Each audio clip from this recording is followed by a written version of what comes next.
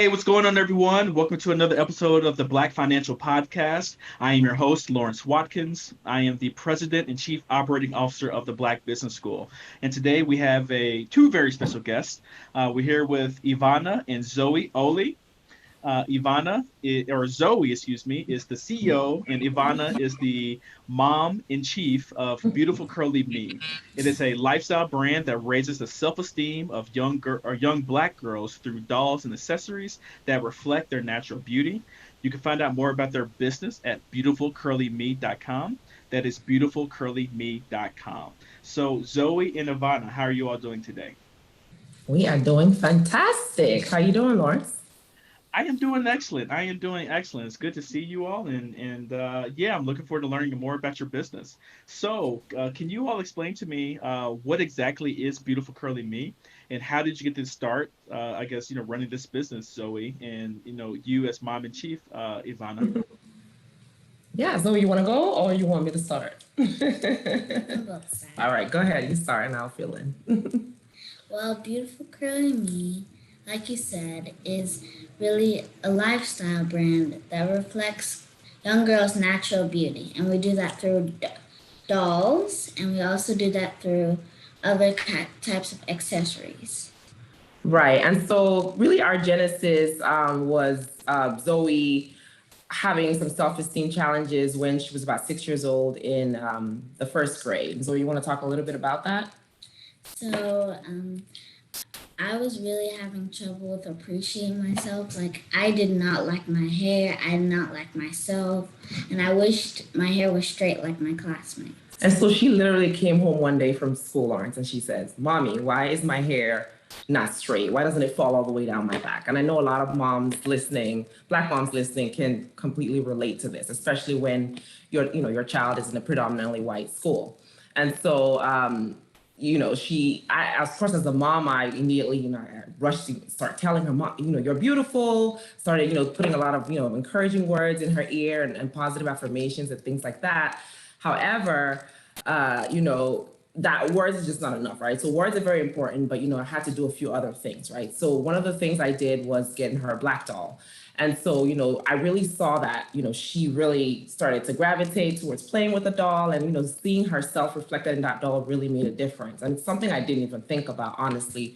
And so that was really eye-opening for me. And But, so, go ahead. but I was like, Mommy, why doesn't the doll have hair that looks like mine? It should have braids and curls, and we can make something that has to do with that. Right. And so she kept, kind of putting that bug in my ear, like, Mommy, we should have a doll that actually looks like us. And so one thing led to another, started doing research, and that was how Beautiful Curly Me was born. And so our we have a doll that has curls, and her name's Layla. She's right here. You can show it to her. She has like a full fro, and the other doll has braids. So it's kind of relatable because a lot of young girls, have wear their hair in braids or cornrows, and so it's so important to have dolls that reflect girls kind of their reality, right? And so around the same time, I was looking for a hair care solution for her as well, and so in doing that research in the beauty supply stores, I noticed they really didn't have quality products. They were very boring and bland, and they were made of inferior quality of fabric. So it was a lot of like polyesters and like things masquerading as silk and satin, but it wasn't actually genuine. So I made mine, and kind of along the way, so we had the idea of matching caps with the dolls. And so we started creating these sleep caps.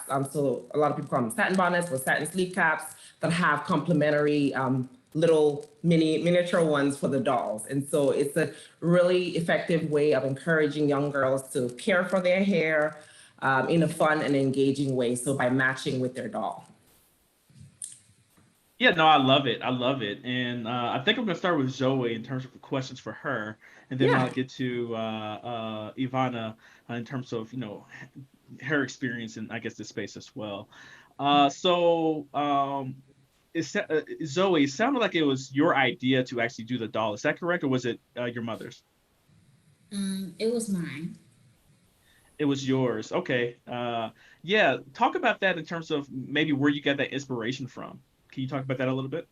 Well, I mainly got, like my mom said, I got the inspiration by the doll she bought me.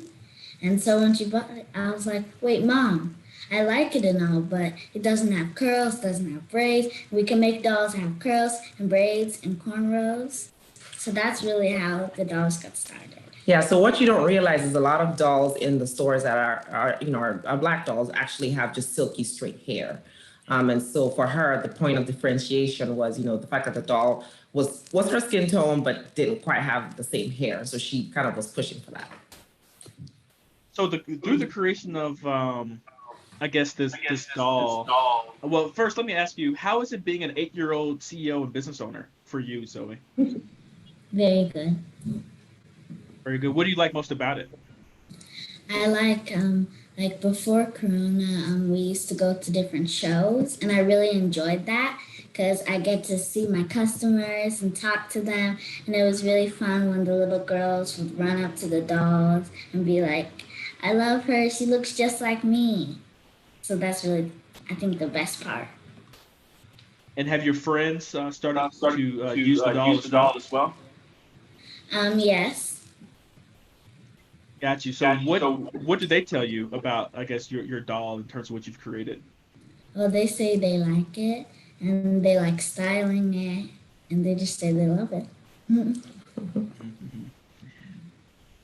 Now, this has been what? How long have you all been in business now? A little over a year. So we formally launched last year, early last year. Got you. So you formally launched last year. Zoe, talk about your self-esteem. So you came home, very upset one day because you did not have straight hair like the rest of your classmates. But now you have this entire business that is surrounded around creating these dolls with curly hair, braids, for black girls. So talk about your self-esteem and what has changed since you started the business. Well, definitely, I think I've been more confident in myself.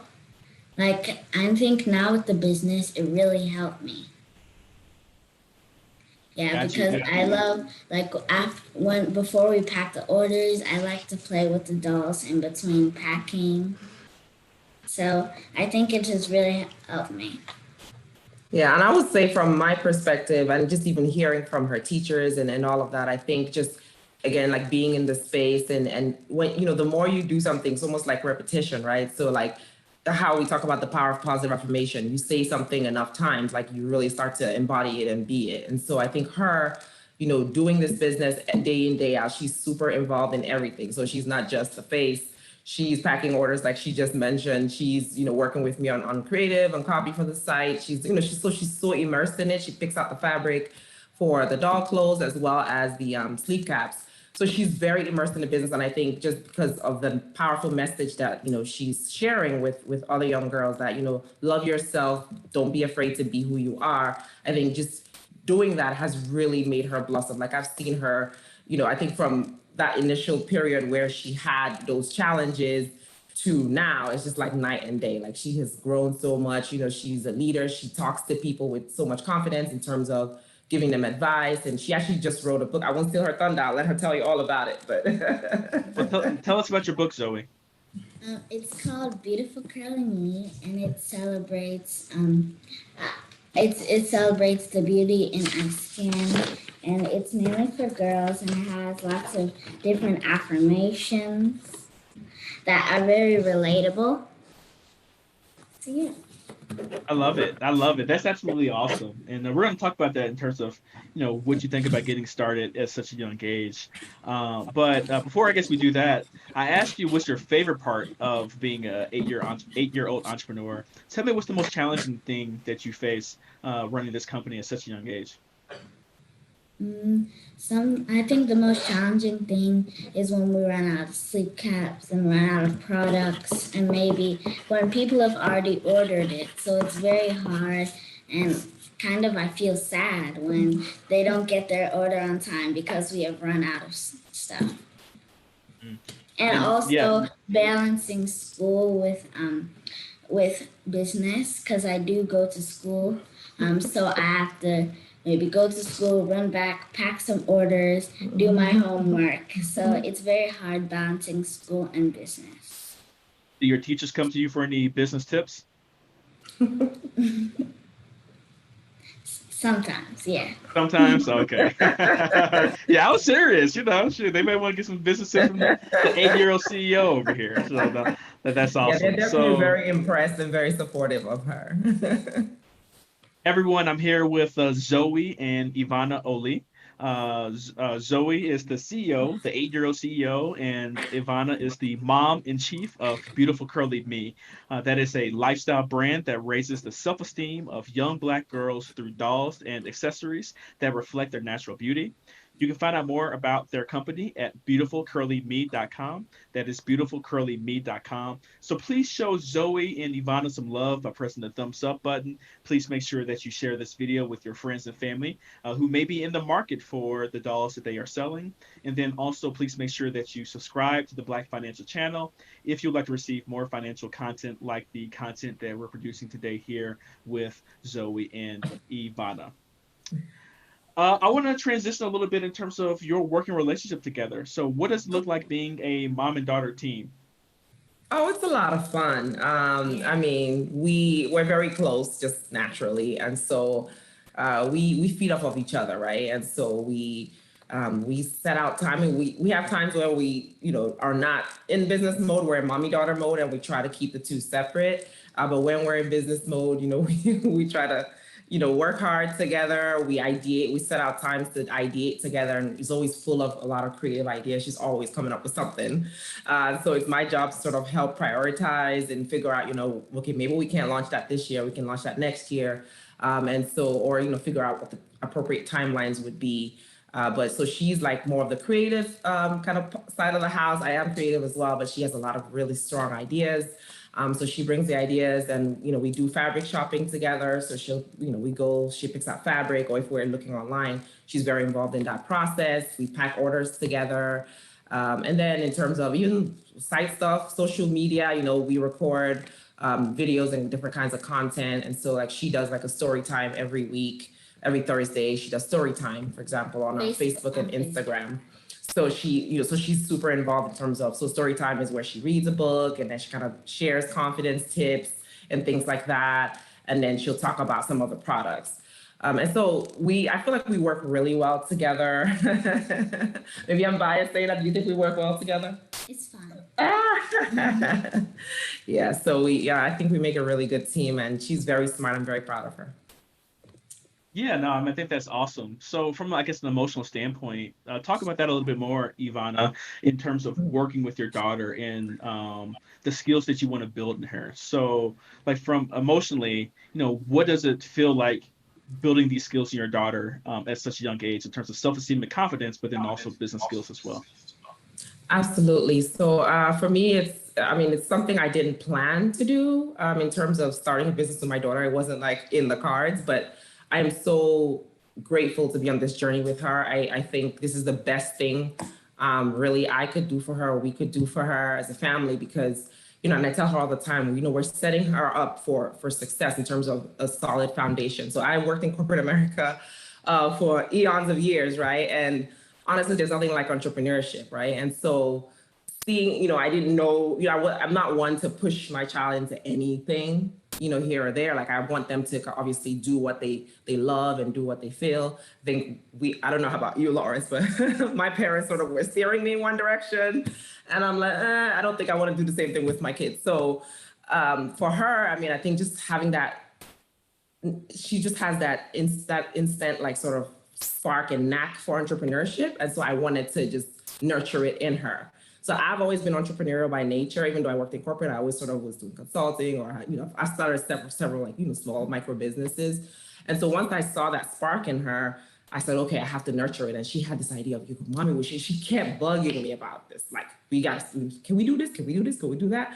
And so for me, I'm really excited to teach her what I know, kind of learn along the way with her, because this has been a whole journey, honestly, because I've never like had a product-based business, and it's very challenging, and there's just a lot of nuances that go along with it. So for me, it's been a learning experience as well, just kind of helping her along the way, but also just so joy, there's so much joy in me seeing her blossom and seeing her just be a natural at this whole business thing. And when she talks about what she wants to be in the future, she's not talking about, oh, I want to be a, no shade to anyone that wants to, have a career. There's nothing wrong with that. But she's talking about, I want to own this and I want to open this I wanted studio to and I want open to, a library she's like, and have a photography business and start my own phone company. I mean, she has all these ideas and they're all centered around entrepreneurship. And I just love that. And she's like, Beautiful Curly Me will be here and it'll be huge, it'll be global. But then I'll also have my own network and so I just love that. She's like a mini mogul in the making. And so it just makes me really happy because I know she's never going to have to depend on anyone in terms of, for a paycheck, right? So she'll give people jobs versus, which makes me happy. And I feel that that's the way, really the way forward for our community, for us to build up our kids to be leaders, to be entrepreneurial. And that's the way our economy will be stronger in our community. So I'm excited. Yeah, right. Yeah. Well, we definitely agree with, the Black Business School and of course the Black Financial Channel as well. Now, do you have other siblings, Zoe, or are you the only child? Not yet. Oh, not yet. Okay. Well, I was going to ask, are you looking to bring your siblings into the business? But hey, if God gives us more, absolutely, it's where we're doing this. yeah, most definitely, Yeah. No, you mentioned corporate, Ivana, and you worked in corporate before. So, are Yes. you currently running Beautiful Curly Me full time, or do you still have your corporate job as well? So I no longer have my corporate job. So yes, this is full time right now. I still do some consulting work, sort of on the side. So right now I have a couple of clients like in the real estate industry and couple other industries. But Beautiful Curly, I would say, is pretty much full time, as of Part-time. as of last year. If you include being a mom. If I include being a mom, oh, excuse me, I'm a full-time Yes, mom. that's true. Yeah, Thank you for the That correction, is Robin. a time and a half type of job right there, being a mother. Yes. But yeah, I worked in corporate for a long time in e-commerce, digital marketing. And so my last role, I was kind of a senior strategy director. And so I've transitioned from that to entrepreneurship full time. So it's been great. Well, It's been exciting. let's talk about that because you have MBA Mhm. from an excellent excellent school. You've worked corporate. You were climbing the corporate ladder, that type of thing. Talk about. I want you to talk about two different things. One, what are you finding as the differences between your previous corporate jobs and now running this business as an entrepreneur with your daughter? And then also you mentioned product versus service based. So can you talk about I guess the differences on both of those different angles? Yeah, absolutely. So I would say the difference is huge, right? So when you're in corporate America and you have, I remember 2 companies ago, my budget was $15 million, like marketing budget, right? So you're spending money, you're allocating funds here and there, and it's not hurting you because it's not coming from you, right? And you're able to do so much more. But when it's your own thing, and you're bootstrapping like we are, it's a lot more challenging to, obviously try to make a dollar out of 10 cents. So I would say from that perspective, there's a lot of differences. However, I will say this. So I've worked in both large and small companies, and so I understand the concept of being scrappy. Like with the smaller organizations, you obviously have to do a lot more with less. I think with this, it's even a step further down. And so it just makes me more diligent in terms of my spend, in terms of understanding prioritization, and just knowing that everything can happen at once and it can't all be grand, but we can just keep consistently doing what we can and just continue to build and grow from there. So I wouldn't trade my corporate experience honestly for anything. I think it was definitely a great foundation in terms of being able to see things at a macro level and being able to understand how business works and how large organizations think, in terms of just resources and just being able to the amount of research that goes into developing products is insane, right? Like, so I work for a CPG company, and it's like, oh my goodness, they spend millions on product development and on consumer research and things like that. So obviously we can't do that, but I think we can draw from those learnings in terms of, okay, it's very important to put products in front of consumers, even if it's a small small micro focus group or test group, and it's important to test and learn. It's important to fail fast and keep moving. So I feel like I And it's learned important to fail up. fail up. Oh, I love Bell that. up. Yes, fail up. That's right. Absolutely. Yes, I love that. Baby.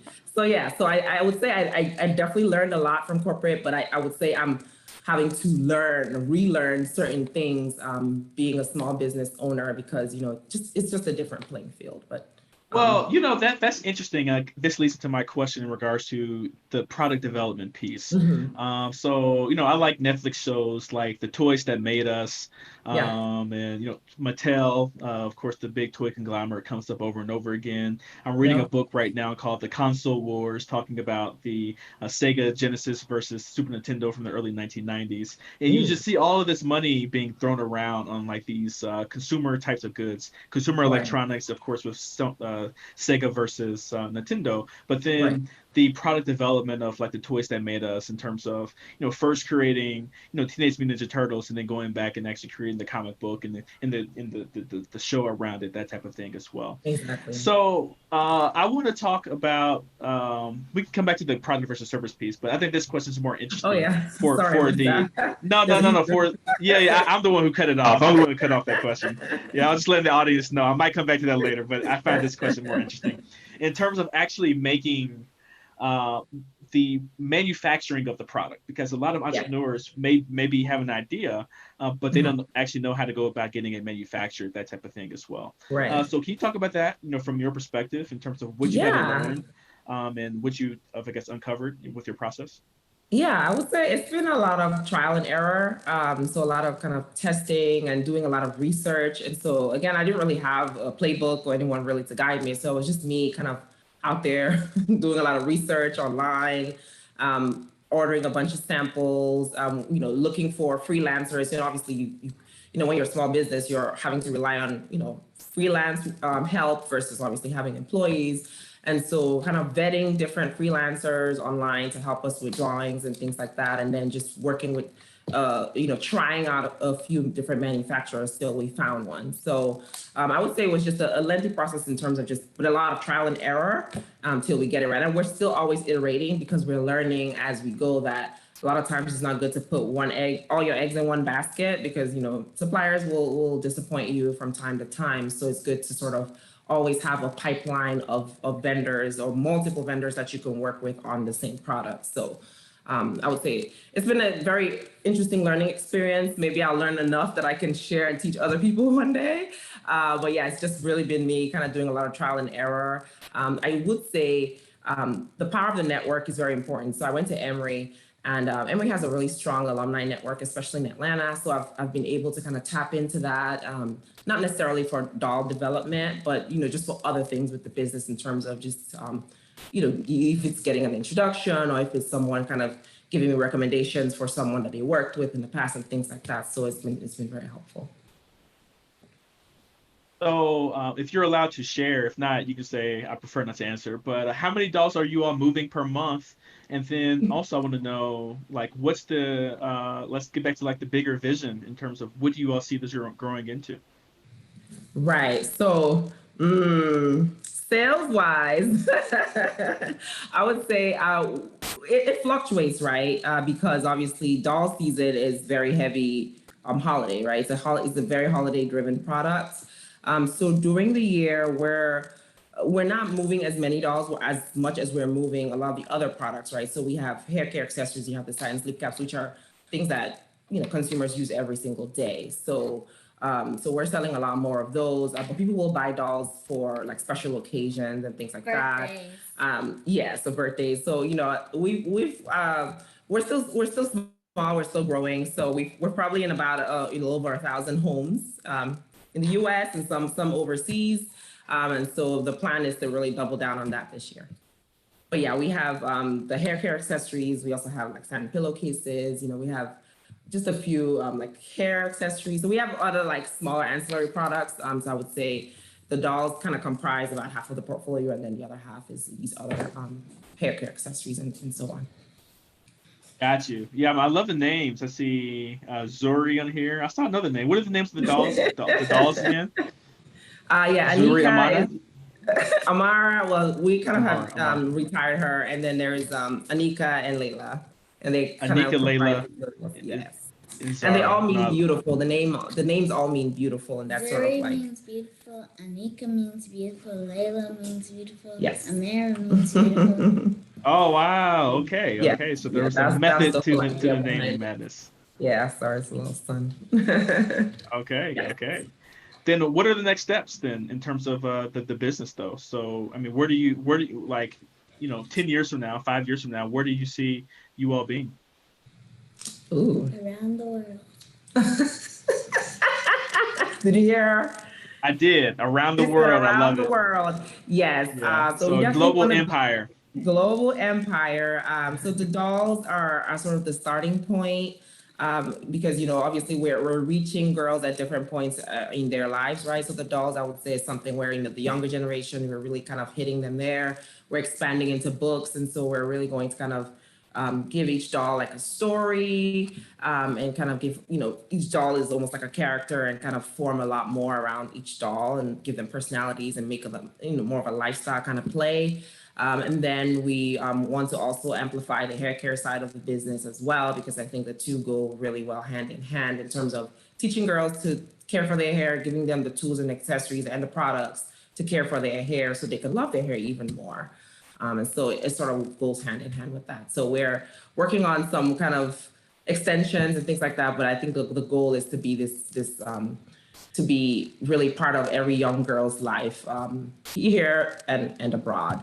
And so we're also going to be doing some programming in terms of pre-COVID, we were already working on some workshops and things like that, like around girl empowerment and confidence. But we'll take them virtual if we have to and bring them back live once things are okay. But really, how do we start to build out and help girls kind of be their whole best selves? And we will not stop at dolls and sleeping. well, of course, Zoe. I Absolutely mean, I know not. So you're right headed now for we give, I don't global think you, domination of the uh, black doll market. Maybe all dolls, absolutely. some point in the American Girl future. doll. So Come on, we gotta have our own American Girl doll, right? Our own version that's of right. that, and even take it further.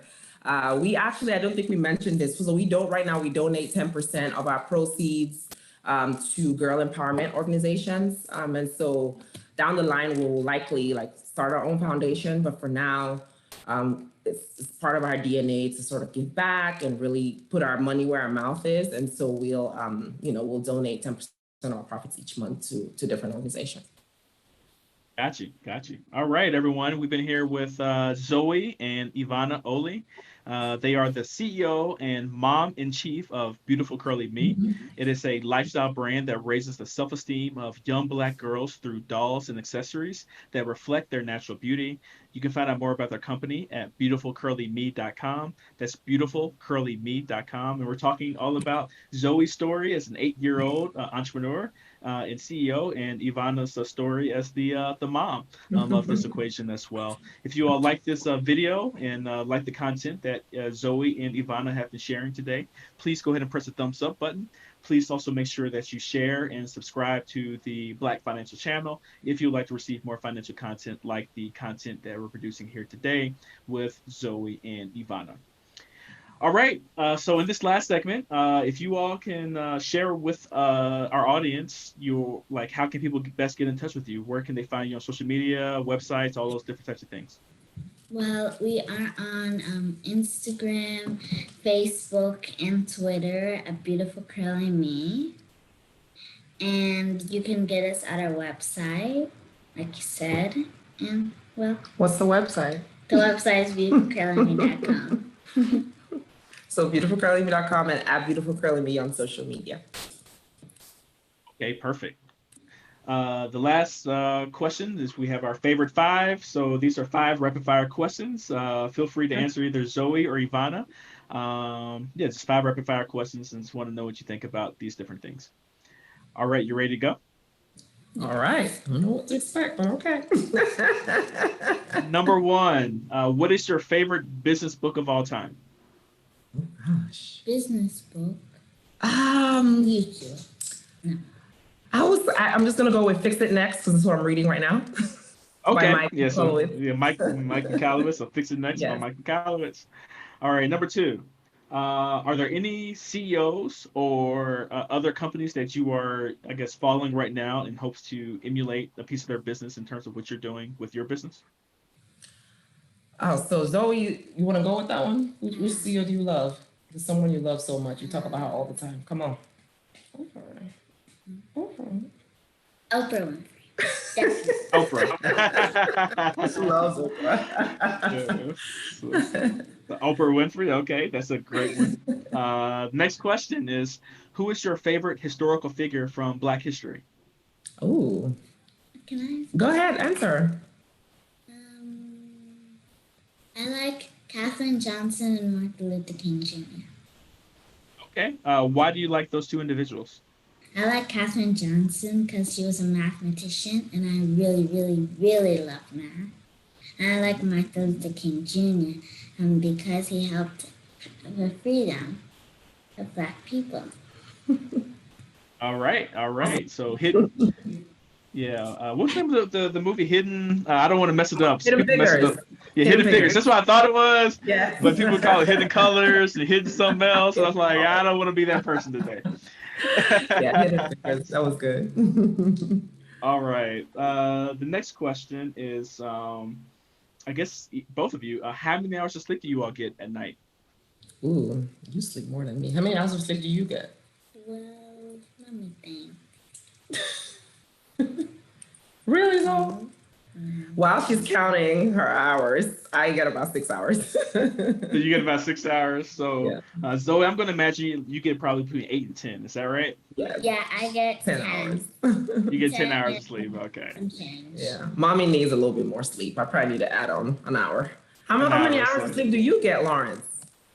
Let's see, 11. I used to go to bed about 11. Then my daughter, she's 2. She wakes up about Oh, 6:15 or 6:30, between 6 and 6:30. So okay. that's seven, 7 seven, hours. 7.5 hours of sleep. Yep, yep. That's not bad. That's not bad. Yeah, I need to yeah, do yeah. better. All right, and then my last question. This really applies to your mom, Zoe. Okay. Uh, yeah, yeah, yeah, because you don't reach the age threshold yet, which is a good thing. So, Ivana, if you can go back in time and give advice to your 20-year-old self, what would you tell her? Ooh, my 20-year-old self. That's after Just college. to that's after college. That is after college. Honestly, I would tell myself, just don't be afraid to just do it. Like take the leap. I had all these ideas, and I feel like a lot of times we let our fears kind of get in the way. And I almost felt like I had to do this corporate thing, or I had to do these things.